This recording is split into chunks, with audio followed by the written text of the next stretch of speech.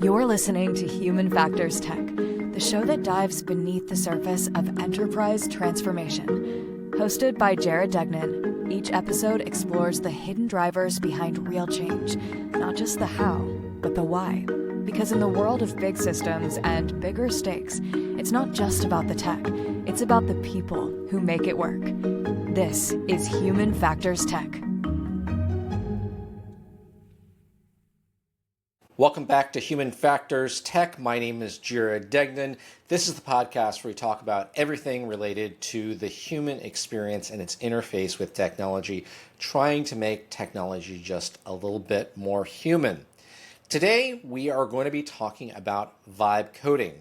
We're going to talk about what it is, what its strengths, what its weaknesses are, what I think is the killer application for vibe coding at this current point in time. And we're going to answer the questions, one, is it ready for prime time? And number two, even if you haven't coded a single line in your entire life, are you ready right now to create your first ever app? So let's first start by answering the question, what is vibe coding? Because I bring up vibe coding to a lot of my friends and family, and even those who are up to date with technology and who understand AI to a certain extent often don't get vibe coding, or it doesn't quite register with them. And the reason it doesn't, number one, because it's a new idea. It's, talk about like February 2025 is really when it started to enter the technology lexicon. But also, it's another name for something that has been around for quite some time. And when I say quite some time, it's probably like early 2020s, et cetera. This is, maybe not early 2020s, maybe like mid 2022 or so. But the whole idea is utilization of AI to create code or user interfaces or something else. And ChatGPT is a good example of this, where it's developed code for quite some time, but now vibe coding has kind of coalesced into its own thing, where it is able to create entire blocks of code or entire applications in order to take an idea, a very broad-based idea, and then convert it into something that is workable. Now, I will tell you that about maybe 3 months ago, I had never coded anything in my life beyond maybe the TI-82 calculator that I used in high school. But these days, when you talk about any of the modern coding languages, I get it. I've seen the code. I can understand just a little bit of it. Like I understand, Hebrew when I go to high holidays. But the fact of the matter is that I don't code, and therefore it puts me at a disadvantage. However, what's interesting about vibe coding, and one of the reasons why it's called vibe coding, is because it brings the vibe of the idea closer together to the actual code. So let me give you a little bit of context here. Vibe coding was actually popularized and coined by Andrew Karpathy he was formerly of OpenAI. I think he also worked for Tesla at some point in time. And now he's kind of running his own startup that's dedicated to helping people learn AI and coding and everything else. But vibe coding itself is interesting because it can mean a lot of different things. In fact, think of it like a range of flavors. There is vibe coding that is very specifically experience first. So for someone like me who does not code at all, but I know what I want, I know the user interface, I know the workflow, I can just put in a couple of prompts, and tools like Lovable will spit out a website for me. Now, on the other end of the spectrum, there are more code first or developer-centric elements of vibe coding, where let's just say that I am familiar with a certain code base and I need to create a large block of code that does a certain thing. I tell it what I want, and it comes out with that code. And then, of course, there's all of these things that are in between. And I have talked with a lot of my coworkers and friends in the community, and it's just about any capability, any maturity level with coding can get into vibe coding, and there's something for you there, which is really exciting. But for the purposes of this discussion, let's focus in on experience first vibe coding. So, as you can probably imagine, you have an idea, you create a prompt. I want a website that does X, Y, and Z. You just put it into, again, a tool. I'm going to go back to Lovable because it's one of my favorites. And frankly, my company had a huge training on vibe coding, and they had a whole bunch of tools that they allowed us to pick from, and I got trained on Lovable, and so that's currently my favorite. But usually what happens with experience first vibe coding is that you get what is largely a UX and UI visual. So you're going to get a couple of pages. You're going to get some clickable elements. You're going to get some really interesting user interfaces if you ask it for the right thing. But it's largely going to be a surface level application. And when I say application, it's really just a web application. It's a website. But that's not bad. That's to be able to create a website in a matter of minutes to make it do what you want it to do. That's incredible. In fact, now that I've been doing a lot with vibe coding, I've really pushed the envelope of what I can do with experience first vibe coding down to the point in time where I've created this really amazing dashboard for one of my product lines where we didn't have this dashboard before. This dashboard had, a version of it at least, had been created by one of our competitors. And I got a hold of some of the information about what this dashboard did. And I'm like, well, I can do something better. But I just didn't have the developer talent. It's usually when you work for a technology services company and you want to create an internal demo, the chances are that you're going to have to spend a lot of money. You're going to have to get someone off a project who is otherwise would be billable, and then put them on to this non-billable project in the hope that you're going to sell something. But without needing a developer, I actually created this entire dashboard, and I made it the way that I wanted to with this particular service line. And it ended up being just this amazing proof of concept that we have taken to at least a half a dozen prospective clients right now. And it's just been fantastic, because what's great about vibe coding, or at least experience first vibe coding, is that with a little bit of work, and when I say a little bit of work, I mean repeatedly trial and error in some cases, you can get it to do some really cool functional things. For instance, you can tack on something called Supabase, which is a database backend, and you can create user authorizations that allow you to log in with Google or with Facebook or with Apple. And you can create these really amazing sites that are fairly functional, and they do a lot of really good stuff, but you have to work at it. Because just like any other website, you have to understand what your end goal is. You have to understand the data structure. You have to understand the user flow that you're aiming at. And then you have to have an idea of who you're designing for.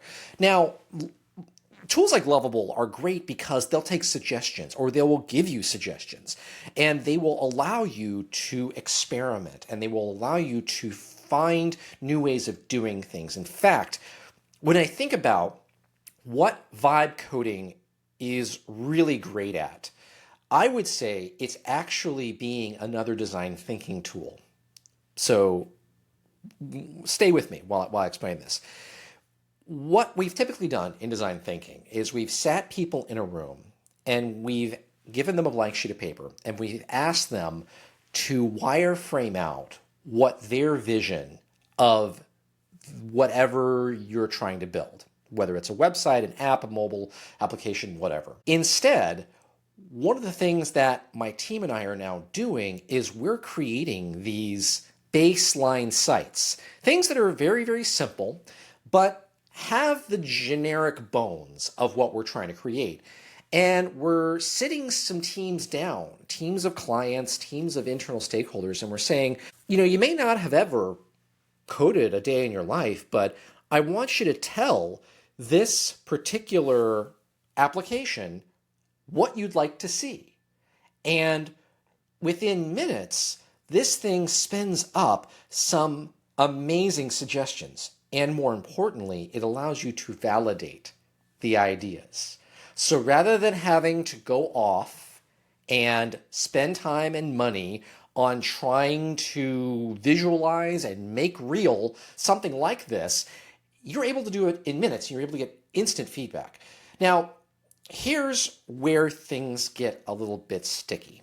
And I've really taken a lot of time to discuss and debate vibe coding, not only with my colleagues who are on the experience side, so UX, UI, etc., but I've also spent some time talking with my developer friends. And there is a single consensus about vibe coding, and that it's not ready for prime time, but that you have to be very specific about the use cases, because there are some executives out there who will, they'll get up, they'll read their blogs, they'll read the information, they'll read about vibe coding, and they'll think that it's, the second coming. I think it's going to get there. I think vibe coding is get to the point in time where it's going to be embedded into development platforms, and you're going to be able to input a prompt and you're going to get out, a production ready set of code. But we're not there yet. Whether it's development itself, so code, or it's UX, UI, everything that seems to come out of vibe coding right now is just a little bit shoddy.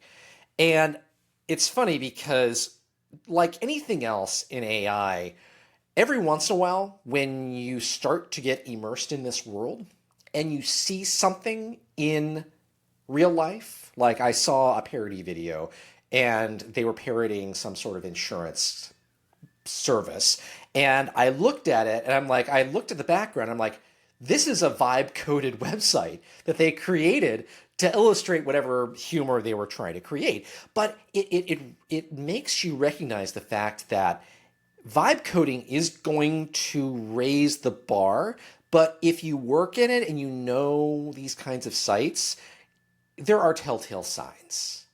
And whether that's a good thing or a bad thing, I don't know.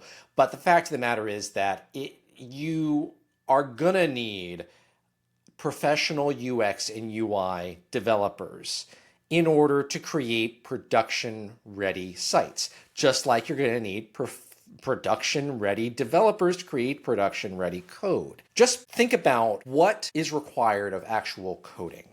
When they talk about clean code versus dirty code, it's not just about, hey, it's nice to look at in the code base when you're looking at it in text format, but it's also about the functionality, it's the stability of the code. And I can tell you that no matter what, the sites that I have vibe coded, when they are ready to go to production, my development team is going to have a field day. And I have already given them the heads up. They know it's coming, but it's going to take some time. Is it going to be a net savings between what I've created and something that would have been created by developers? That has yet to be seen. I hope so.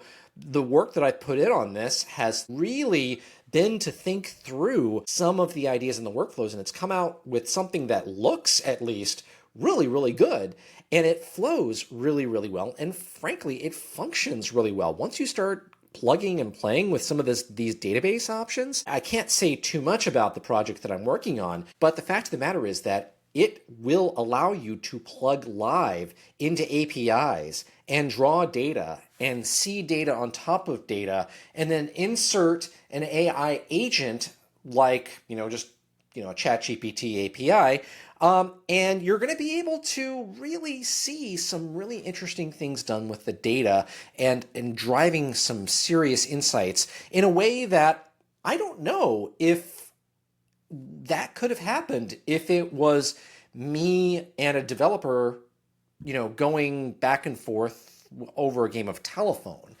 And again, I'm not saying that there's not great collaborations between developers and human-centric user interface or strategists, but the fact of the matter is that vibe coding just brings it into a whole new realm. So I think that the killer application for vibe coding in this day and age really is design thinking. You sit non-coders down and you work on the art of the possible. And I think there's going to be some really interesting tools and ideas that come out of this.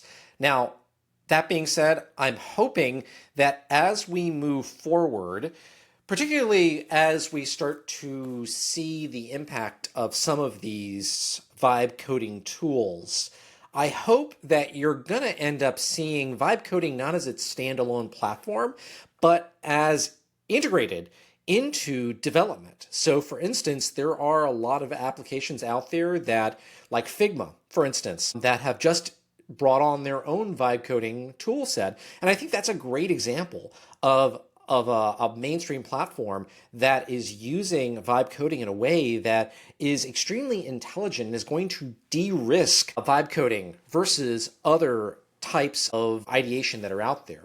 My hope ultimately is that just like we have large language models that are created bespoke for enterprises, I hope we will create bespoke code base LLMs. And there's a really good reason for that. Not only is it stability, but it's also copyright. I was talking with a CIO the other day, and we were discussing the pros and cons of vibe coding. And he's like, listen, I love the idea, but you never know who created that code and what that code learned off of. I don't know if it's stable. I don't know if I'm going to owe somebody for that code. I don't know if there's going to be liability associated with using that code. This is still the early days of this technology. So what do you want to do if you want to get into vibe coding? So you've never coded a day in your life like me, and you want to get into it. There are plenty of apps out there. Just Google it or go to ChatGPT and tell it your situation and what you want to do. It'll tell you exactly what kind of vibe coding platform is good for you. That being said, I'm a huge fan of Lovable. I'm a massive fan of Lovable. I think that it's one of the most friendly and interesting sites out there. And again, with a little bit of work with Supabase, you're going to get some really great stuff. There's also Cursor, there's Windsurf, Bolt, Knack, and then also GitHub itself has a Copilot, which is an enterprise-grade vibe coding tool that uses the GitHub codebase. So there's a lot of really interesting stuff out there that I'm excited to try. And as we move into this new era of potentially using vibe coding to accelerate our projects, I think that it's incumbent upon all of us to at least try it out. If only because you're going to walk a mile in a UX or UI developer's shoes. You're going to walk a mile in a coder's shoes. And I'll tell you, from my experience in creating apps through vibe coding, I have never, ever, ever valued my UX and UI team more than I have when I did vibe coding. Just the little tweaks and adjustments, spacing, white space use, all of these things are just, we take it for granted that the UX UI team knows how to use this, and they know even more so the responsive rules. So what something looks like on a desktop is going to be very different from the way that it looks on a mobile. And to be able to create kind of that framework that works the first time out of the box, we talk about rework and the cost of rework and how that totally impacts total cost of ownership. And the fact of the matter is that, this is what we're talking about. Finally, I would say that from a developer end, there are some really exciting things that you can learn just around how important things like security and robustness of code are. So the great thing about Lovable is that it will actually fix the code for you. So it vibe codes itself to try to fix whatever problems exist. Now, if I can break something just through an AI prompt, I guarantee you that if this thing goes to production and this starts being used at enterprise level, someone else is going to break it and it's not going to be a good thing. So it really is incumbent upon all of us technologists to really think about how are we going to use vibe coding and what are the downstream implications for the code that we create. So that's going to be it for the episode today. I hope you guys have enjoyed this jaunt into vibe coding, and I hope you go and try it yourself. I really have had an enormous amount of fun with vibe coding. I have created probably about a dozen websites or a dozen web applications at this point in time, and they do everything from being a playground for vibe coding to this prototype that I mentioned to you that's helping me sell this service line. And I think it's really exciting, and I think it's really interesting, and I think having these conversations with your teams about vibe coding and getting all of those butterflies out of your system, because AI, like anything else, if you bring it up and say, okay, well, I now have an application that's going to do all of the UX UI for me, the UX and UI designers are going to start thinking that you're trying to replace them. And the answer is that, yes, it is going to replace them, but it's only going to replace the ones that are just skating by. Like anything else in AI, it's about how you use it. And the same thing with developers. And so, yeah, we can totally be afraid of this technology. We can totally think about how this thing is going to replace us, or we can embrace it and we can say, let's level ourselves up. Let's figure out new ways of doing more stuff, creating more interesting things, and bringing this whole idea of humans and technology together through application design and development, which I think is the core of vibe coding. So that's going to be it for me today. Thank you again so much for tuning in.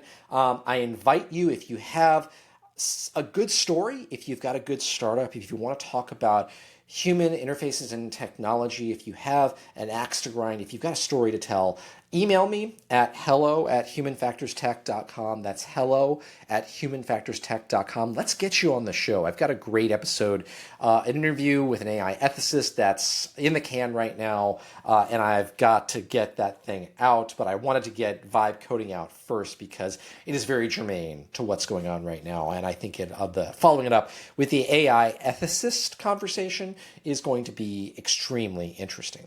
So again, thank you guys so much for tuning in. Please like, share, and subscribe. And I guess till next time, stay human, and I'll catch you guys on the flip side. Thanks for listening to Human Factors Tech. If this conversation resonated with you, please follow, share, and leave a review wherever you get your podcasts. And for more stories on the people powering enterprise transformation, visit humanfactorstech.com.